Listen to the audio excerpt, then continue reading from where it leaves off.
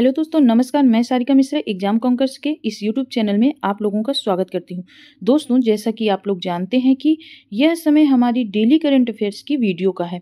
आज है 24 मार्च, तो चलिए पढ़ते हैं 24 मार्च की कुछ महत्वपूर्ण परीक्षा उपयोगी खबरों को। तो चलिए देखते हैं। प्रश्न संख्या एक में पूछ रहा है, किस राज्य के Padmaja Naidu Himalayan zoological park में भारत का पहला फ्रोजन जू बनाया गया है। देखिए, यह प्रश्न बहुत इंपॉर्टेंट है। इसमें पूछा है कि किस राज्य के Padmaja Naidu Himalayan zoological park में भारत का पहला फ्रोजन जू बनाया गया है। तो चलिए बताइए। Option A Madhya Pradesh, option B Karnataka, option C Paschim Bangal, option D Assam. तो इसका सही उत्तर हो जाएगा ऑप्शन सी पश्चिम बंगाल। देखिए, पश्चिम बंगाल में भारत का पहला फ्रोजन जू बनाया गया है, लेकिन पश्चिम बंगाल के किस स्थान पर? तो देखिए, दार्जिलिंग के Padmaja Naidu Himalayan zoological park में भारत का पहला फ्रोजन जू बनाया गया है।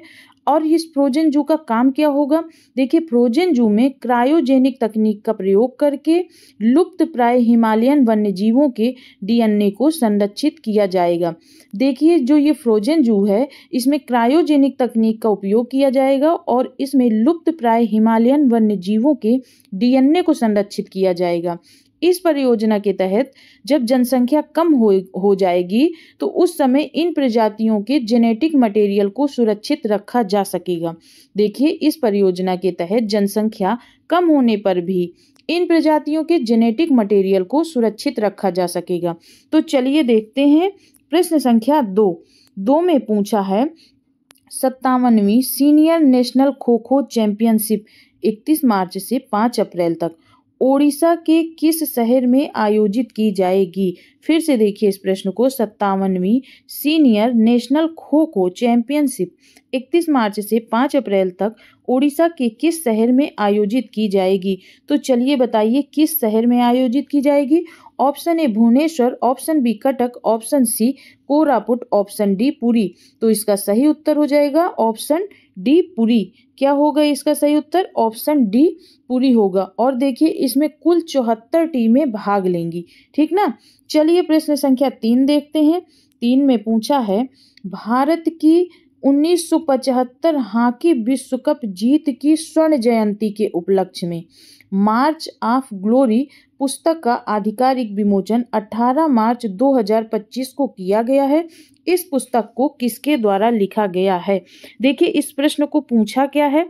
इस प्रश्न में पूछा है 1975 हॉकी विश्व कप जीत की स्वर्ण जयंती के उपलक्ष्य में मार्च ऑफ ग्लोरी पुस्तक का आधिकारिक विमोचन 18 मार्च 2025 को किया गया है और इस पुस्तक को किसके द्वारा लिखा गया है?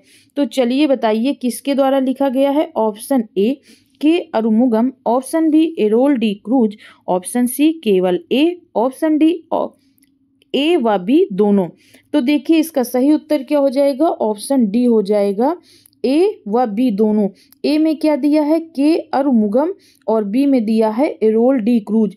इन दोनों ने मिल करके इस पुस्तक को लिखा है। पुस्तक का नाम क्या है? मार्च ऑफ ग्लोरी। क्या नाम है? मार्च ऑफ ग्लोरी पुस्तक को के अरुमुगम और एरोल डी क्रूज ने लिखा है। देखिए, के अरुमुगम एक प्रसिद्ध हॉकी इतिहासकार हैं और एरोल डी क्रूज कौन है? पत्रकार हैं। देखिए, 1975 में विश्व हॉकी कप हुआ था और कहाँ हुआ था? कुआलालंपुर, मलेशिया में हुआ था। उस समय इसको जीता किस देश ने? भारत ने जीता। और हराया किस देश को? पाकिस्तान को। और सबसे ज़्यादा हॉकी विश्व कप किस देश ने जीता है? पाकिस्तान ने। कितने बार जीता है? 4 बार। भारत सिर्फ 1 बार जीता है, वो भी 1975 में। उसी 1975 की स्वर्ण जयंती के उपलक्ष्य में यह किताब लिखी गई है, मार्च ऑफ ग्लोरी। और ये किसके द्वारा लिखी गई है? के अरुमुगम और एरोल डी क्रूज ने लिखी है। चलिए अगला प्रश्न देखते हैं। अगले प्रश्न में क्या पूछ रहा है? किस दिग्गज तेलुगु सिनेमा सुपरस्टार को ब्रिटेन सरकार ने लाइफ टाइम अचीवमेंट अवार्ड से सम्मानित किया है? देखिए, इसमें पूछा है किस दिग्गज तेलुगु सिनेमा स्टार को, कहाँ का? तेलुगु सिनेमा सुपरस्टार को ब्रिटेन सरकार ने लाइफ टाइम अचीवमेंट अवार्ड से सम्मानित किया है? तो चलिए बताइए। Option A Rajinikanth, option B Chiranjeevi, option C Ram Charan, option D Allu Arjun. तो देखिए इसका सही उत्तर क्या हो जाएगा? ऑप्शन बी चिरंजीवी इसका सही उत्तर हो जाएगा। देखिए ब्रिटेन सरकार ने लाइफ टाइम अचीवमेंट पुरस्कार से इनको सम्मानित किया है और ये तेलुगु सिनेमा सुपरस्टार हैं। और ये पुरस्कार इन्हें क्यों दिया गया है? सांस्कृतिक प्रभाव और सार्वजनिक सेवा के लिए लाइफ टाइम अचीवमेंट अवार्ड से सम्मानित किया गया है। और यह प्रतिष्ठित सम्मान लंदन में स्थित थिंक टैंक ब्रिज इंडिया द्वारा दिया गया है। और ये किस समय दिया गया है? यूके की संसद के हाउस ऑफ कॉमन्स में आयोजित एक समारोह के दौरान दिया गया है। देखिए हाउस ऑफ कॉमन्स क्या है? ये ब्रिटेन की संसद का एक सदन है और वह है निचला सदन। हाउस ऑफ कॉमन्स निचला सदन है ब्रिटेन का। जिस प्रकार भारत में लोकसभा और राज्यसभा है, लोकसभा है निम्न सदन, राज्यसभा है उच्च सदन, उसी प्रकार ब्रिटेन की संसद का एक सदन है हाउस ऑफ कॉमन्स और एक सदन है हाउस ऑफ लॉर्ड्स। जो लॉर्ड्स है वो उच्च सदन है, जो कॉमन्स है वो निम्न सदन है। देखिए कोनिडोला चिरंजीवी को 2006 में पद्म भूषण से सम्मानित किया गया है और 2024 में पद्म विभूषण से।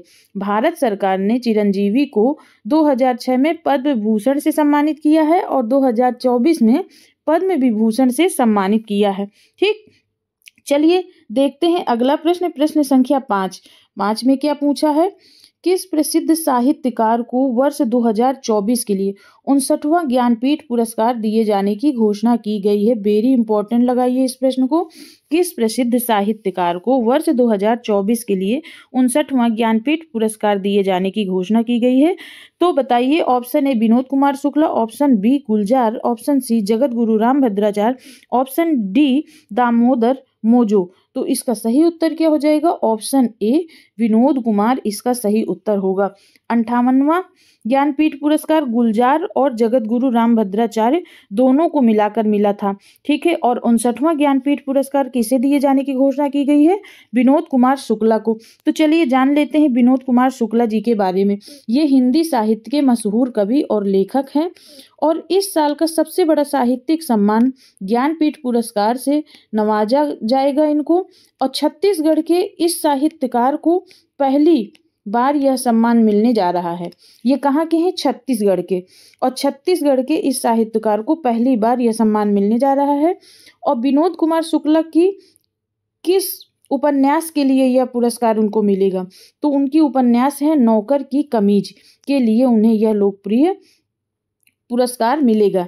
ठीक है, अब देखिए इनकी एक और रचना है दीवार में एक खिड़की रहती है।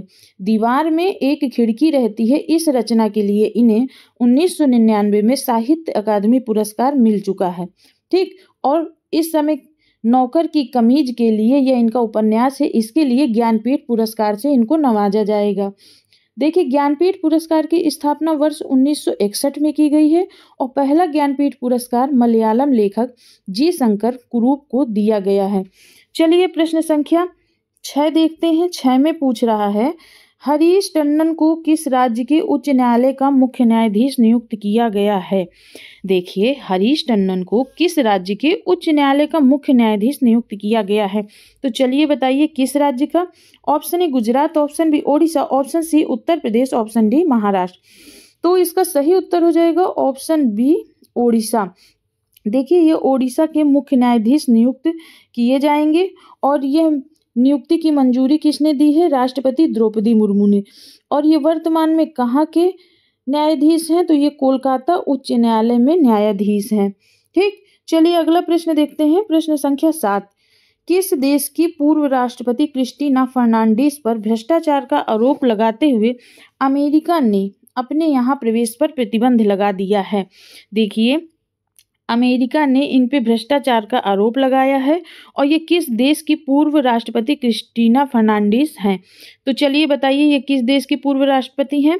इनका संबंध किस देश से है आपको बताना है। Option A Germany, option B Suriname, option C Argentina, option D Brazil. तो इसका सही उत्तर हो जाएगा ऑप्शन सी अर्जेंटीना।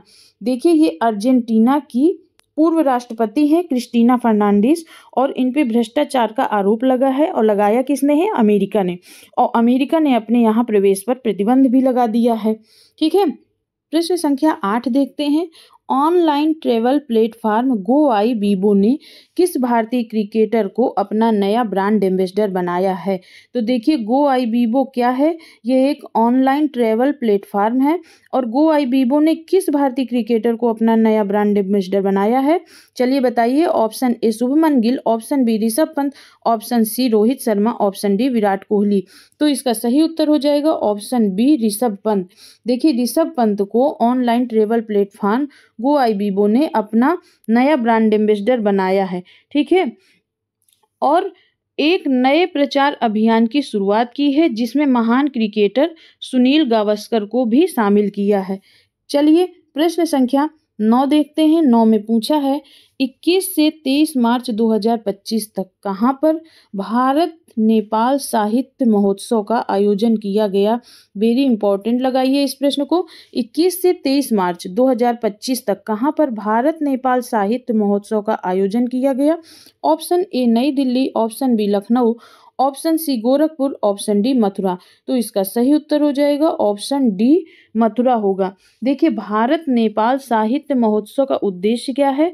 भारत और नेपाल के मध्य साहित्यिक व सांस्कृतिक विरासत को आगे बढ़ाना है। देखिए भारत नेपाल साहित्य महोत्सव का आयोजन कहाँ हुआ है? मथुरा, वृंदावन। इस चीज को याद रखिए, बहुत ही इंपॉर्टेंट प्रश्न है ये।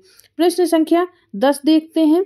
अंतिम प्रश्न है NIIT यूनिवर्सिटी ने किसे अपना नया चांसलर नियुक्त किया है? देखिए NIIT यूनिवर्सिटी ने किसे अपना नया चांसलर नियुक्त किया है? तो option A Amitabh Kant, option B K Kasturi Rangan, option C S Somanath, option D A Govind Rajan. तो इसका सही उत्तर हो जाएगा ऑप्शन ए अमिताभ कांत इसका सही उत्तर होगा। देखिए ये नीति आयोग के पूर्व CEO भी रहे हैं और भारत के G20 शेरपा भी रहे हैं। अब ये नीति आयोग के पूर्व CEO कब से कब तक रहे हैं? 2016 से 2022 तक ये नीति आयोग के पूर्व CEO रहे हैं और भारत के G20 शेरपा 2023 में रहे हैं। देखिए अमिताभ कांत की नियुक्ति NIIT यूनिवर्सिटी ने अपने नए चांसलर के रूप में की है और अमिताभ कांत प्रख्यात वैज्ञानिक के कस्तूरी रंगन का स्थान लेंगे। ठीक है, तो चलिए दोस्तों, अगर आप लोगों को करंट अफेयर का यह PDF लेना है तो वह हमारे टेलीग्राम चैनल पर उपलब्ध है। टेलीग्राम चैनल का लिंक हमने डिस्क्रिप्शन बॉक्स में दे दिया है। साथ में चैनल को लाइक एंड सब्सक्राइब कर दीजिए और बेल आइकन का बटन भी दबा दीजिए। धन्यवाद।